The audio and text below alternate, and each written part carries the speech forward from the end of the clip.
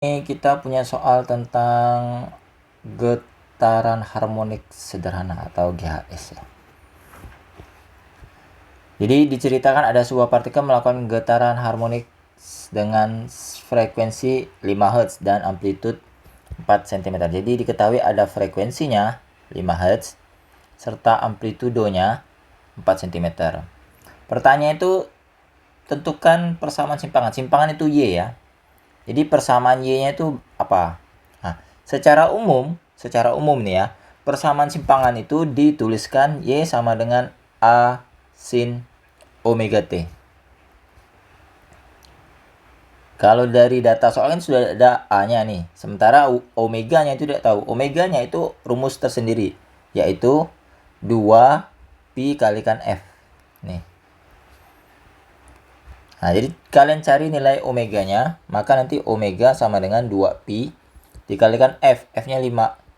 Berarti omeganya sama dengan 10pi.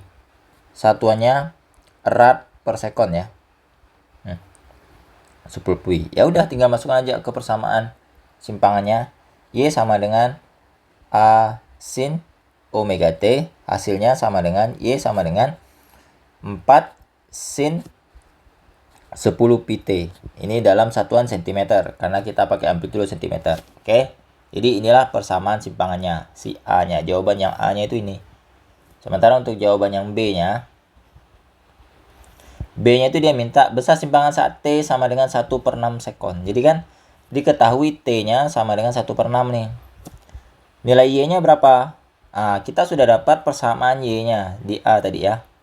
Jadi Y sama dengan 4 sin 10pi kalikan T. Ini T-nya tinggal diganti dengan angka 1/6. Nih, diganti dengan angka 1/6 T-nya. Y sama dengan 4 dikalikan sin 10pi dikalikan 1/6. Y sama dengan 4 sin, berarti ini kalau sama-sama dibagi. Oh ya, ini saya infokan dulu ya. Nilai pi itu kan sebenarnya kan 3,14 atau 22/7 ya kan. Tetapi kalau dia berada di belakang sin, cos atau tan yang namanya itu apa nih, bentuk sudut trigonometri ya. Pasti di matematika ya, sin konstan tuh ya. Dia nilainya 180 derajat ya. Dia nilainya 180 derajat. Jadi kalau di belakang sin, cos, tan, cosec, kotangen atau apa tuh satu ya. Sek ya. Cosec, sek sama kotangen. Nah, itu nilai pi-nya itu sama dengan 180 derajat. Dia dalam bentuk sudut, bukan dalam bentuk angka ini, ya, dia dalam bentuk derajat. Jadi nanti ini 10 dikalikan 180 derajat karena pi ya, dikali 1/6. Nah, ini kan tinggal coret angkanya ini. Coret. Dapatnya ini kan 30 ya. Ya kan? 30. Berarti ini Y sama dengan 4 sin 300. Nah, sin 300 itu sama juga dengan negatif sin 60 ya. Karena dia berada di kuadran 4. Nah, ini di matematika nih kalian belajarnya. Jadi di matematika kalian belajar ya. Dia berada di kuadran 4. Saya jelaskan saja secara sekilas. Jadi kan ini kan sudut ya. Kartesius, koordinat kartesius. Jadi dia kan putarannya itu kalau 300 derajat. Ini kan 90 derajat. Dia dari sini ya, dari X positif ya. Ini 90 derajat juga. Ini juga 90 derajat. Berarti kalau 300 derajat berarti letaknya di sini nanti. Nah, ini ditambah 30 derajat karena kan ini kan 270 ya.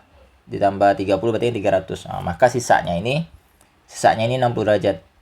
Nah, inilah dia negatif sin 60 derajat. Nah, dia itu berarti sama juga dengan 4 dikalikan negatif sin 60 derajat. Nah, ini belajarnya di matematika nih. Belajar matematika. Dia berada di kuadran 4 gitu ya. Oke, berarti ini nanti Y 4 dikalikan min setengah akar 3 ya, sin 60.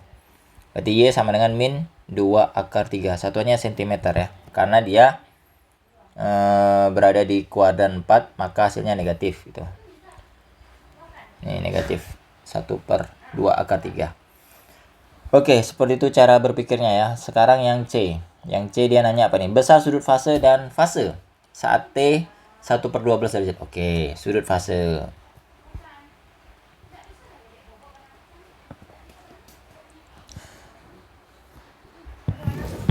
Oke, sekarang sudut fase yang C ya, sorry. Yang C dia nanya sudut fase dan fase saat T sama dengan 1/12. Oke. T-nya 1/12 sekon. Sudut fase itu theta. Theta-nya berapa? Kalau fase itu seperti ini, C ya, aku tidak salah cara bacanya. Sudut fase itu sama dengan omega T. Jadi nanti omeganya sama dengan omega tetanya sama dengan omega tadi berapa sih, saya lupa ya. Tetanya 10pi ya. 10pi dikalikan dengan T 1/12. Nah, ingat, ini dia minta dalam sudut. Sudut itu berarti tetanya 180 derajat ya. Berarti nanti 10 dikalikan 180 derajat 1/12. Berarti kan tetanya 150 ya. 150 ini kan sama-sama dibagi 6, dibagi 6 ini 30, dibagi 6 ini 2. Nah, berarti kan nanti ini coret-coret ini 5. Sama-sama dibagi 2 ya, 150. 150 derajat. Nah, ini adalah sudut fase.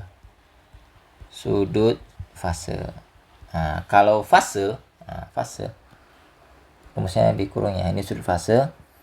Kalau fase itu sama dengan T/T. Ini T waktu, ini T periode, atau sama juga dengan F dikalikan T. Ini sama aja. Nah, terserah mau pilih yang mana, boleh aja. Jadi kalau saya pakai yang ini, kan sudah ada frekuensinya. Berarti ini sama dengan frekuensinya berapa tadi? Frekuensinya 5 Hz. Nah, 5 dikalikan dengan 1/12. Berarti fasenya sama dengan 5/12. Satuannya tidak ada ya, dia tidak ada satuan. Nah, ini adalah fasenya. Nah, oke. Jadi seperti inilah alur berpikirnya dan alur pengerjaannya. Kalau kalian pakai ini, kan cari dulu T-nya. Kan rumus T itu sama dengan 1/F. Nah, 1/F. Berarti nanti T sama dengan 1/5 ya. Ya, T itu berarti 1/5. 1/5 sekon. Nah, jadi kalau kalian masukkan ke rumus fase T kecil per T besar, T besarnya 1/5. Berarti ini 1/12 dibagi 1/12 dibagi 1/5. Berarti kan nanti jadi kali balik ya. 1/12 dikali 5/1. Berarti fasenya sama dengan 5/12. Jadi sama aja kok. Ya tidak beda. Karena untuk mencari si periode itu sama dengan 1 per frekuensi.